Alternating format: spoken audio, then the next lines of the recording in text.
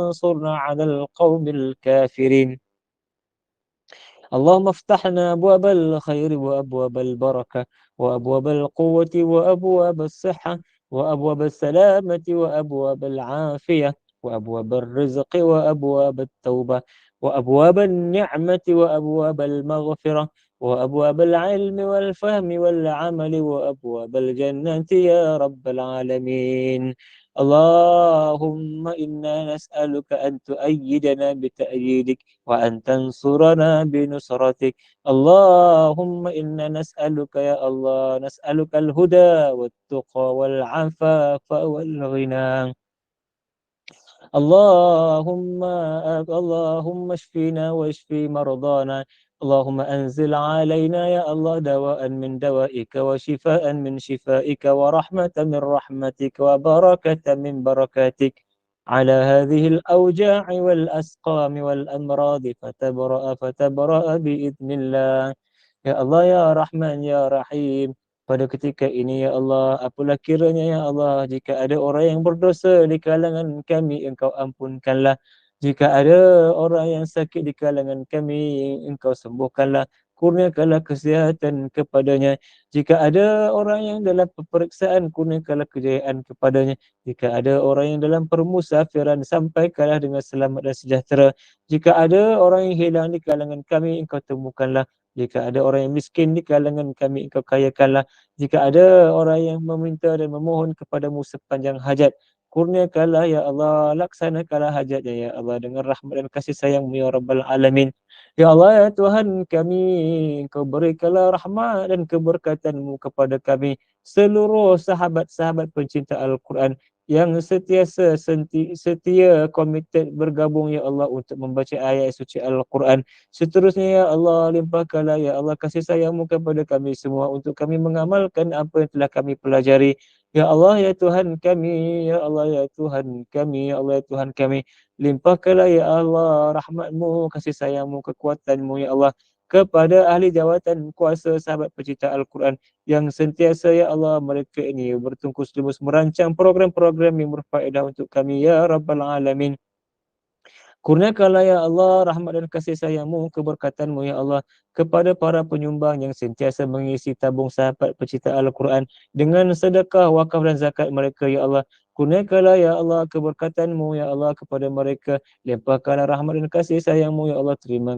Terimalah segala amal soleh mereka ya Rabbal Alamin. Allahumma inna naj'aluka fi nuhuri a'daina wa na'udzu bika min syururihim. اللهم بدد شملهم وفرق جمعهم وشتت كلماتهم وزلزل أقدامهم وسلط عليهم كلبا من كلابك يا قهار يا جبار يا منتقم يا الله. اللهم يا منزل الكتاب ويا مجري السحاب ويا هازم الأحزاب اهزمهم وانصرنا عليهم. اهزمهم وانصرنا عليهم. اهزمهم وانصرنا عليهم. اللهم أعز الإسلام والمسلمين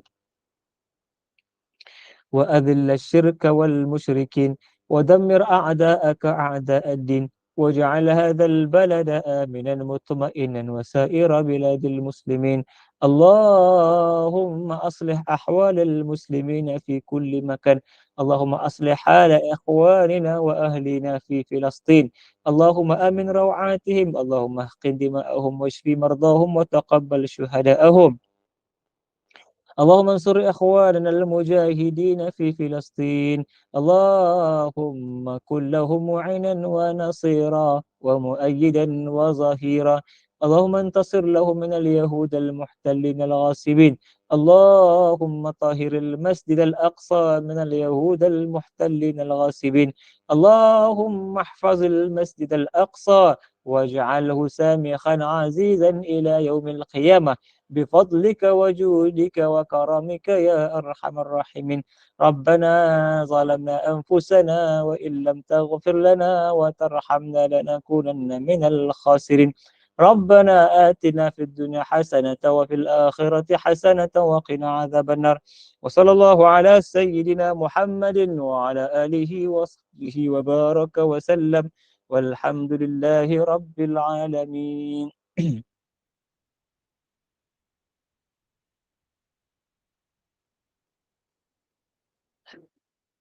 Assalamualaikum warahmatullahi wabarakatuh. Bismillah wassalatu wassalamu ala Rasulillah wa ala alihi wa sahbihi wa man nasarahu wa wala. Ya Rabbi lakal hamdu hatta tarda wa lakal hamdu idza radita wa lakal hamdu ba'da ridha. Ya Rabbi lakal hamdu kama yanbaghi li jalali wajhika wa azimi sultanik.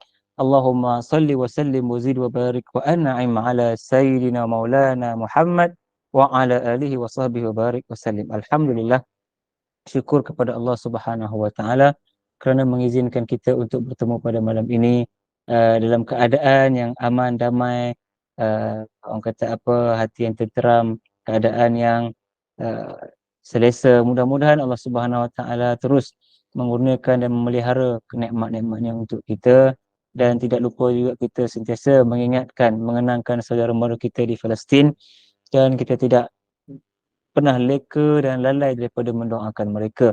Kerana itulah sebahagian daripada jihad kita, perjuangan kita, selain daripada kita punya harta yang kita infakkan untuk mereka. Mudah-mudahan akan membantu saudara mara kita di sana. Amin ya rabbal alamin. Baik, pada malam ini kita nak sambung tadabbur dua ayat sahaja insya-Allah, ayat yang ke-19 dan 20 daripada surah Yusuf.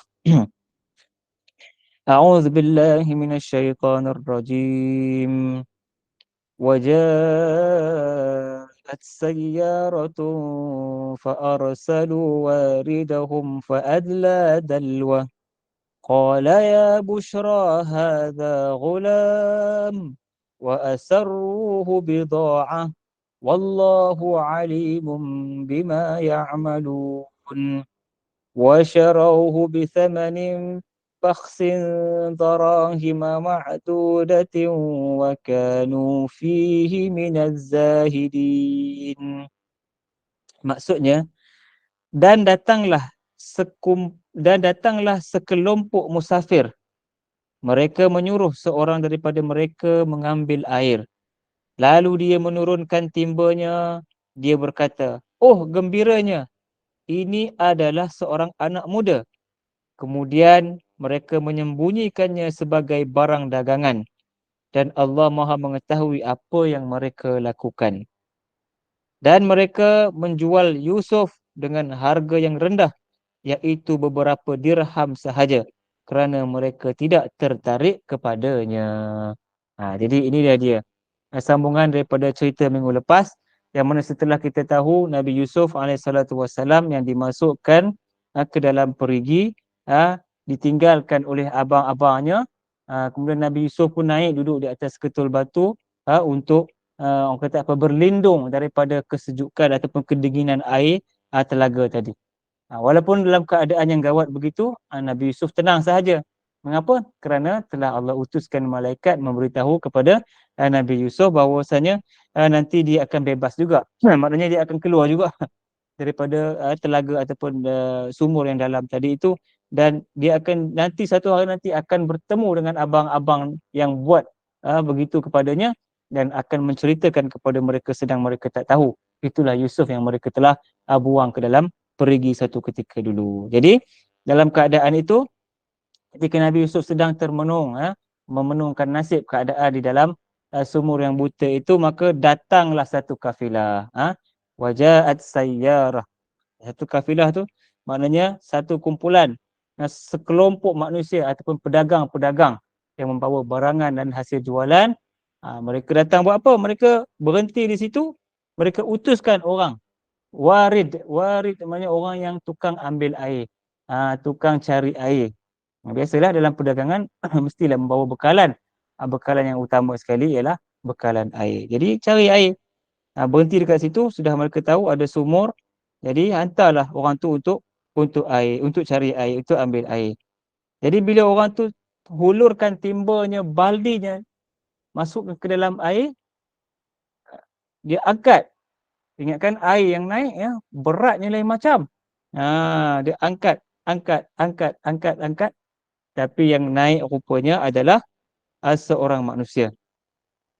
Sampailah dia angkat budak tu ataupun dia angkat baldi tu naik ke atas, ditariknya naik ke atas, dia ingatkan air. Kerana apa? Kerana yang dicedoknya itu sebenarnya adalah manusia, ada budak yang sangat kacak katanya.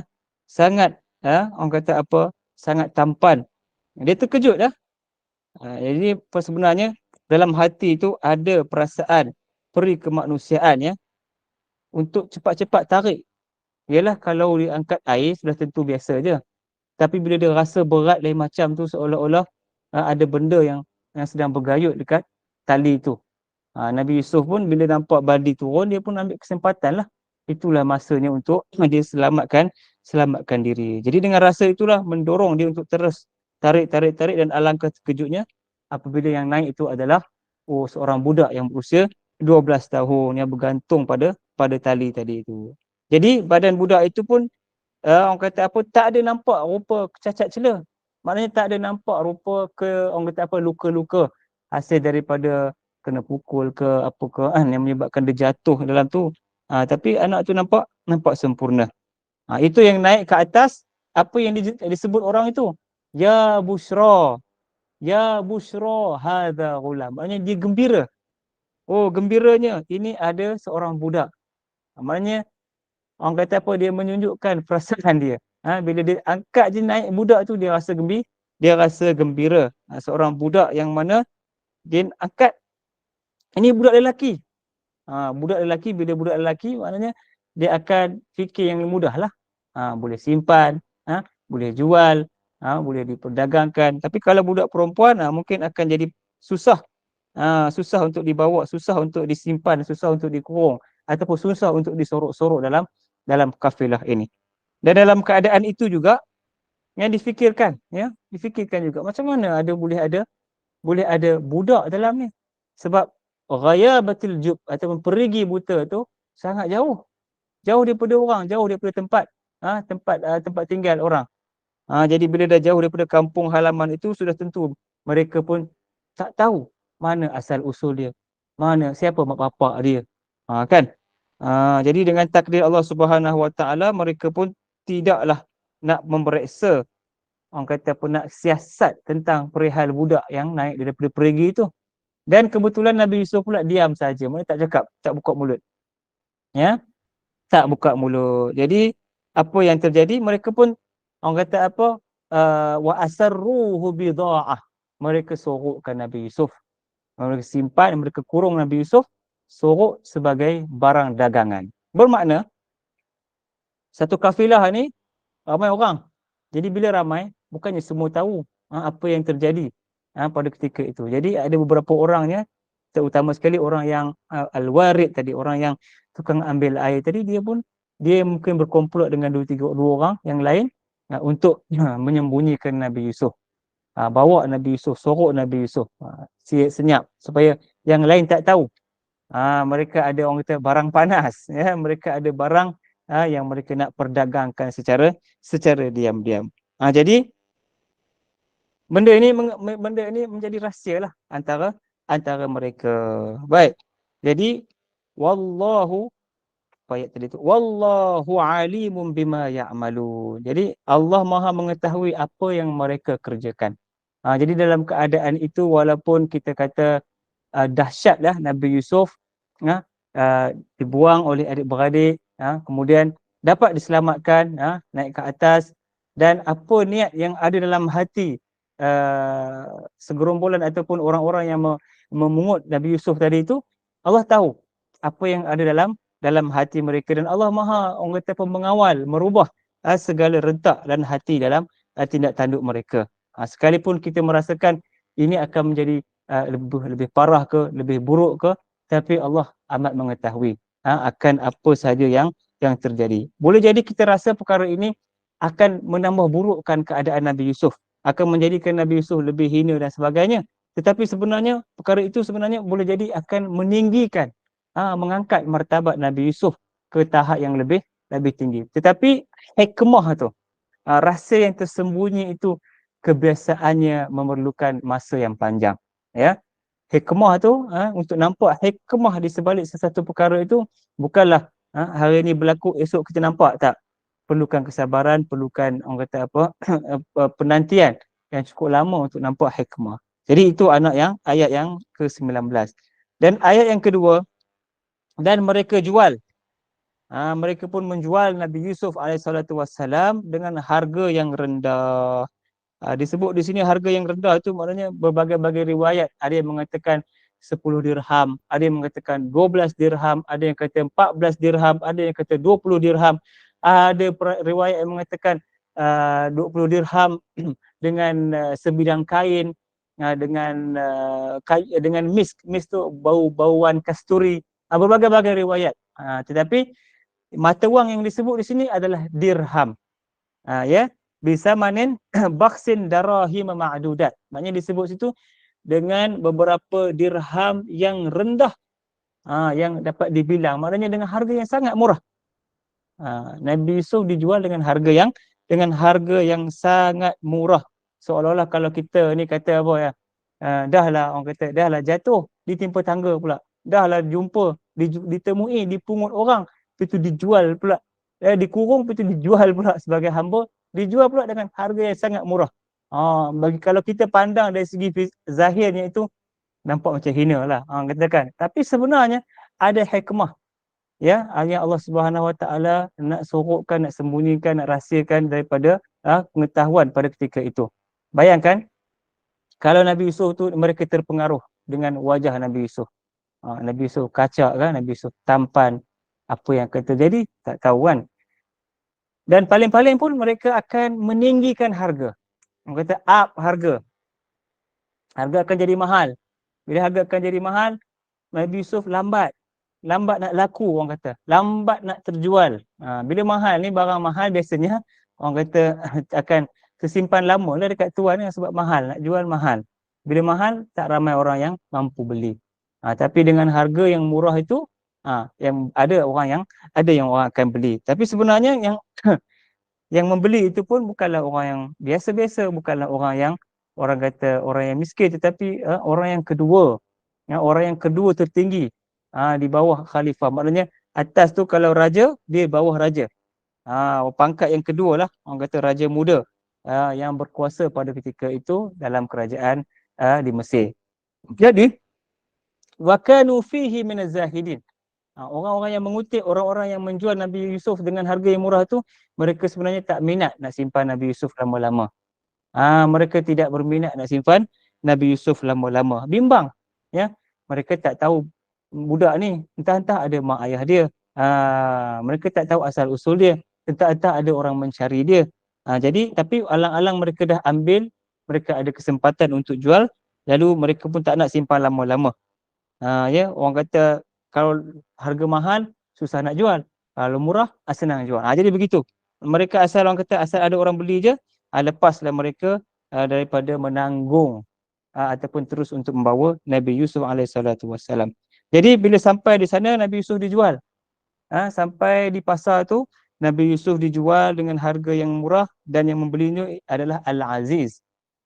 Orang kedua yang besar di dalam kerajaan Mesir pada ketika itu membeli Nabi Yusuf alaihissalam. Jadi sampai di situ, bila dah orang kata berbeli tu, masuklah kepada fasa yang mana Nabi Yusuf dijaga, dipelihara oleh isteri Al-Aziz. Itu kita akan sambung pada minggu depan insya-Allah. Tapi pada malam ini ada beberapa pengajaran melalui ayat 19.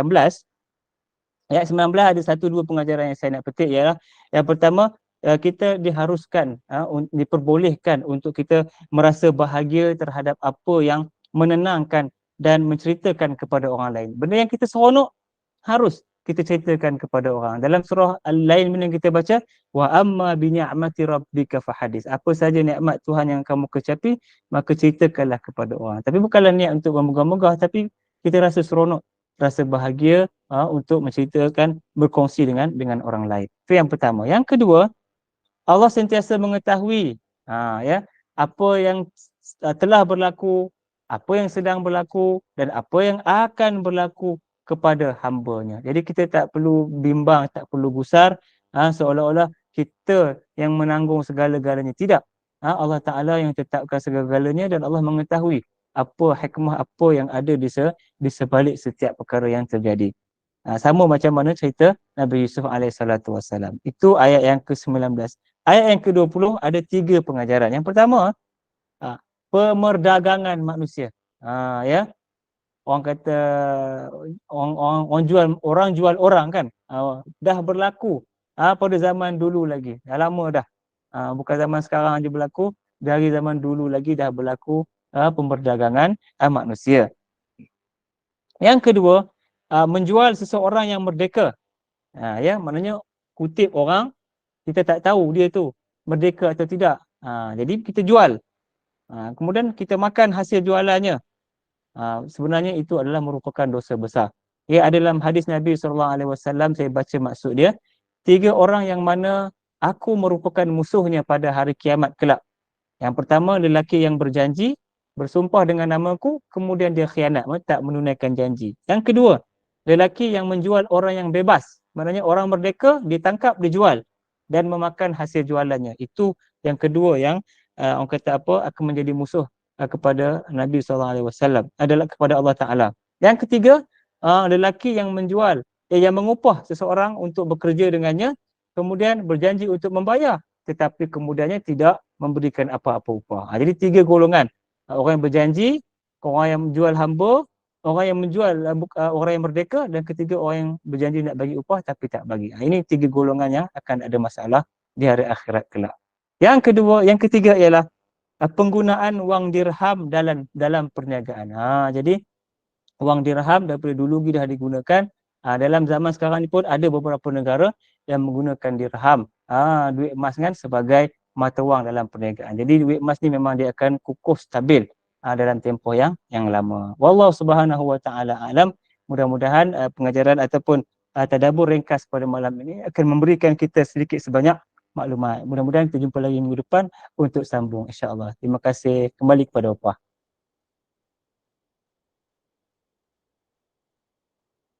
Alhamdulillah, terima kasih Ustaz. Terima kasih banyak-banyak itu tadi. Ada berpendek dan ada pula dia punya rumusan di akhir sini. Alhamdulillah, insya-Allah jika dipanjangkan umur, ada rezeki, Allah izinkan kita bertemu lagi untuk meneruskan sambungan cerita ni dengan tadabbur surah Yusuf ya. Alhamdulillah, terima kasih juga kepada sahabat-sahabat semua. Stay tune, jangan keluar dulu. Kita ada lagi siri akhir untuk masalah kita malam ini. Kita akan membaca surah Al-Kahfi 10 ayat 10 akhir bersama dengan Ustazah Nur Laila. Jadi kita baca dulu, lepas tu baru kita keluar Aisyah ya perempuan, yang keluar dulu ya, nanti tinggal Opah dengan Ustazah di sini.